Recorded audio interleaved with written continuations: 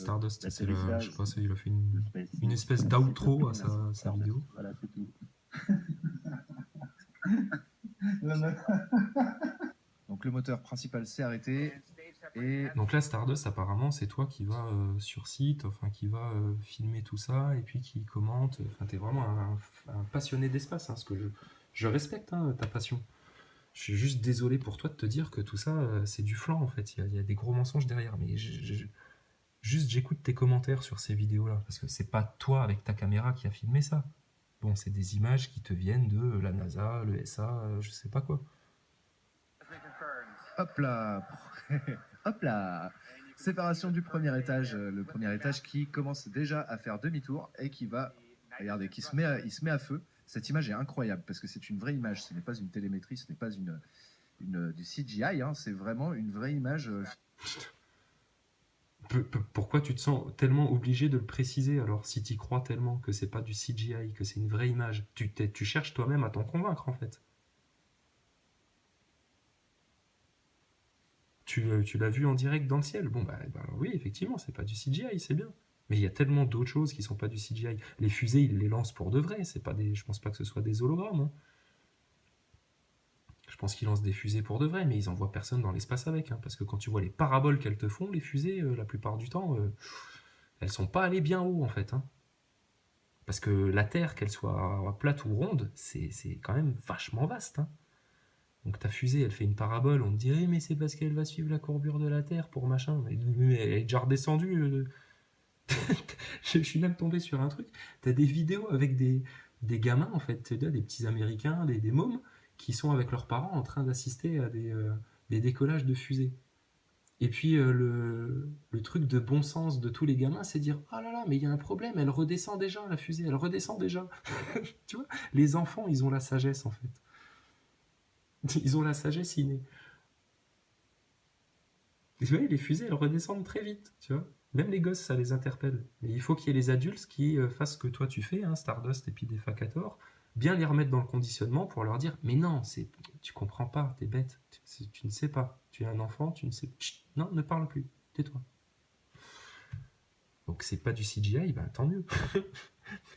mais franchement, on a tellement de fois où c'est du CGI. Et puis la grosse courbure qu'on voit depuis l'ISS, alors qu'ils sont que à 400 km d'altitude, ce qui c'est pas grand chose, hein, pour voir une telle courbure. Ça, c'est pas du CGI, c'est aussi de la vraie image filmée par les vraies caméras de la NASA. Stardust, s'il te plaît. Bah oui, qu'est-ce que tu vas faire si tu t'intéresses plus à l'espace? On se le demande bien. Tu pourras t'intéresser à d'autres choses, je sais pas. Mais on te raconte des salades à la NASA. Filmé par une caméra au loin. Vous voyez toutes les corrections qui sont faites automatiquement par le premier étage. Et c'est parti, regardez ça. Donc il y a un petit délai entre les deux images, hein, c'est normal. Bon, moi je veux bien, hein. Il y a un délai entre les deux images, c'est normal.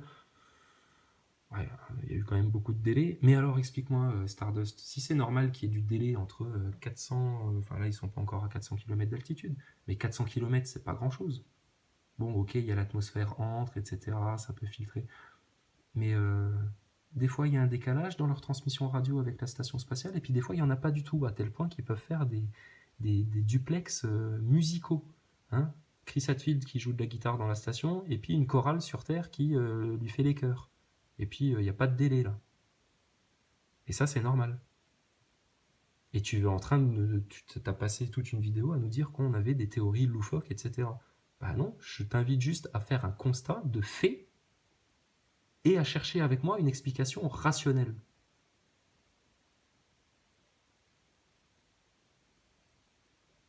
Et la seule explication rationnelle au fait que des fois il y a des décalages radio et des fois il n'y en a pas, ben, s'il n'y en a pas, c'est qu'ils sont pas si loin que ça, et qu'il est possible d'avoir une communication sans décalage radio, et que donc, on nous raconte une salade.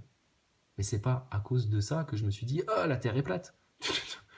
Tu vois, ça c'est une courte vue façon astronogeek, Stardust et des Defacator, tu vois. Les mecs qui veulent surtout pas comprendre et surtout pas donner les moyens à quiconque de comprendre et qui vont faire des raccourcis comme ça, les uns derrière les autres, pour que tu piges rien. Il a plus Putain. que 30 km d'altitude à descendre. Oh, c'est magnifique cette image. Incroyable. Vous allez voir les pieds se déployer dans quelques secondes. dernier freinage de la fusée. On est pile dans la cible. Le truc de SpaceX, ouais. Et nous avons la confirmation. Et tu l'as vu en vrai, ça, Stardust? T'as été sur place et t'as vu la fusée atterrir comme ça? La fusée est partie très vite. Ou t'as été devant dans une salle de spectacle de la NASA et puis t'as vu ça sur un grand écran. À travers les nuages, donc on n'a pas pu la suivre très tôt après son décollage en fait. Et donc l'atterrissage, on l'a vu beaucoup plus loin pour le coup, vers le sud de la base, donc qui était. D'accord, donc tu l'as vu au loin, machin. Putain. Bah ouais, mais mon gars, ils peuvent te faire ce qu'ils veulent. Ils peuvent te faire ce qu'ils veulent. Ils ont des milliards. Regarde, David Copperfield, il avait bien fait disparaître la Statue de la Liberté. Ils peuvent te faire ce qu'ils veulent avec les hologrammes aujourd'hui. Regarde, ils t'ont même fait croire. Mais regarde, mais si tu veux. Parce que en fait, toi tu le sais pas. Mais parce que là, c'est du complotisme niveau 4. Le 11 septembre, il n'y avait pas d'avion. Hein, c'était des hologrammes. Il y a eu des explosions et puis ils ont projeté des hologrammes de Boeing ou d'Airbus, là, je sais pas quoi, paf, dans les tours. Alors la preuve de ça, etc., bah, on fera si vous voulez, mais il y en a déjà plein, hein, des vidéos sur le 11 septembre qui expliquent ça de manière détaillée, factuelle, documentée, avec des témoignages de gens qui sont pas des kidams, hein, des clampins de platistes chopés quand ils sortent tout seuls la nuit au coin des bois. Non, non, des gens diplômés, impliqués, qui étaient sur place, etc., hein, puis qui... Donc ta fusée là qui a atterri peut parfaitement être un hologramme, hein, avec des effets d'explosion, etc. La NASA, c'est Disney. Il faut bien que tu te mettes ça en tête. La NASA, c'est Disney. Donc que tu ailles voir une attraction Disney où tu vois des flammes partout, et puis tu vas dans un wagon qui t'amène à pleine vitesse, et puis tu frôles des planètes, etc., comme dans Space Mountain, bah, à la NASA, c'est pareil. Ils te font une attraction. Bon, Stardust, quoi. Voilà, derrière moi. C'est toi, mais Stardust? on l'a vu beaucoup plus tard, en fait. Bon, enfin bref, c'est pas grave, on s'en fout. Mais bon, là, tu vois, franchement, sur ta vidéo sur le complotisme, etc., enfin, t'as été assez caricatural de l'analyse mainstream qui est faite de ces théories du complot. Et qui veulent surtout, de toute façon, tout faire pour que ce soit faux, qu'on puisse continuer de dormir braves gens, ne vous posez pas de questions et machin.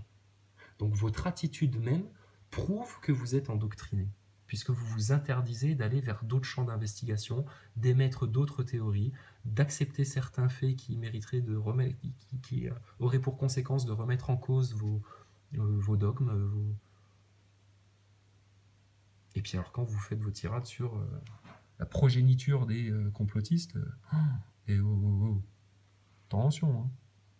Bon allez, pour finir gentiment, qu'est-ce qu'on avait? Fake Space. On va aller dans la petite hotte de Noël. On va prendre... Allez, au pif, tac. Oh non, ça va durer trop longtemps. Allez, une petite... juste une minute. Tiens, allez, tiens. Thomas Pesquet, qu'est-ce qu'il nous raconte, Thomas Pesquet? Je reviens à ta question tout à l'heure, tu me disais, du coup je voulais y répondre, tu parlais du crédit. De la recherche principalement en sciences. Alors il y a des sciences fondamentales, il y a de la physiologie, il y a de la médecine, ça marche très bien. On est non seulement les opérateurs, les astronautes, mais aussi les cobayes de beaucoup d'expériences. Ça marche très bien. Pourquoi les autres expériences, ça marche moins bien? Ouais, je vais faire mon connard. Je vais faire chier Thomas. Il y a de la science des C'est-à-dire que matières. la principale expérience scientifique, c'est vous qui la menez sur votre corps. On va voir comment vous réagissez à ces 6 mois dans l'espace. Oui, alors c'est ça. Et il faut voir que là derrière, il y a deux choses. Il y a Par rapport à la physiologie, il y a Chris Hadfield l'autre fois, il répondait pareil à des questions d'internautes hein, depuis la station, parce que là, lui, il est sur Terre, il a le temps de faire ça, mais quand ils sont dans la station, ils ont franchement autre chose à foutre. Mais là, il y avait Chris Hadfield avec 2 autres astronautes qui restaient plantés à côté de lui à rien dire, donc là, perte de temps totale, hein, manque d'efficacité, encore une fois, mauvaise organisation. Et puis qui répond à la question suivante, est-ce que votre corps change quand vous arrivez en apesanteur dans la station? Et lui, il te dit, ah oui, très vite, en quelques jours, on sent que nos jambes deviennent très maigres. Et qu'elles maigrissent. Et il dit bien très maigres, hein. Il dit pas elles maigrissent un peu. Elle te dit elles deviennent très maigres. Bon alors ils font mal leurs exercices de sport alors, parce que ils sont censés avoir des solutions pour pallier à ça, c'est de faire du sport tous les jours, de courir sur leur tapis volant là. Et puis Thomas, qu'est-ce que tu nous dis toi? expériences. Il y a de la science des C'est-à-dire que la matériaux. principale expérience scientifique, c'est vous qui la menez sur votre corps. On va voir comment vous réagissez à ces 6 mois dans l'espace. Oui, alors c'est ça. Et il faut voir que là derrière, il y a deux choses. Il y a la station spatiale, non pas comme une fin en soi, mais comme une étape sur la route de l'exploration. On étudie l'homme dans l'espace pour pouvoir aller plus loin, Mars. pour pouvoir un jour aller sur Mars. Là où les robots vont aujourd'hui, mais Là où- pas les hommes. Oui, voilà, mais le but, c'est que les robots... Oui, voilà. Et de toute façon, en plus, les astronautes, à un moment ou à un autre, ils serviront à rien parce que tu peux les remplacer par des robots. Hein. nous précèdent, mais qu'ensuite on suive. Ça sert à rien d'envoyer juste des robots. Je veux dire, on va apprendre 2-3 trucs et puis ça nous aura pas avancé beaucoup. Ce qu'il faudra, c'est... Putain, les le hommes. pipeau à la Thomas. Voilà, là. mais le but, c'est que les robots nous précèdent, mais qu'ensuite on suive. Ça sert à rien d'envoyer juste des robots. Je veux dire, on va apprendre 2-3 trucs et puis ça nous aura pas avancé beaucoup. Ce qu'il faudra, c'est un jour emmener un peu l'humanité avec nous, et ça, ce seront des gens qui le feront. Donc Amener l'humain. Mais je veux pas, moi, aller sur Mars. Qu'est-ce que tu me fais chier avec Mars? Dépensez votre pognon pour vos missions sur Mars qui sont du mythe pour régler certains problèmes sur Terre qui sont beaucoup, beaucoup plus urgents que d'aller sur Mars. Rien que ça, déjà. Donc ça prouve bien que là, vous racontez des pipeaux et puis c'est un faux prétexte pour faire un hold-up financier aux gens. Combien ça coûte en milliards, toutes ces histoires-là d'espace, alors que tout est monté en studio. Et qu'ils envoient des mecs comme ça appuyer la propagande dans les médias, et puis parce que ce sont de très bons communicants, qu'ils ont une très bonne intelligence émotionnelle pour, te tenir le crachoir de manière à ce que tu y crois, hein, en te manipulant bien façon Macron. Ils te racontent ça, mais ça sert à rien d'envoyer des robots. Le but, c'est que l'humanité... Mais je t'emmerde, va sur Mars alors, dégage, prends tous tes petits copains astronautes là, et puis cassez-vous tous. Et puis restez-y, et puis faites vos expériences là-bas. On vous demande pas, nous, on n'a pas besoin de vous. Ils servent à rien, les astronautes. on essaie d'étudier l'homme dans l'espace pour aller plus loin, mais on essaie d'étudier aussi l'homme dans l'espace pour que ça ait des résultats pour la Terre. Le fait de se mettre en apesanteur, justement, et de supprimer le facteur gravité, ça permet de voir des choses, d'étudier des choses qui ne sont pas visibles sur Terre et qui ne sont pas décelables sur Terre. Ah ouais, tu te rends compte comme c'est important, quoi.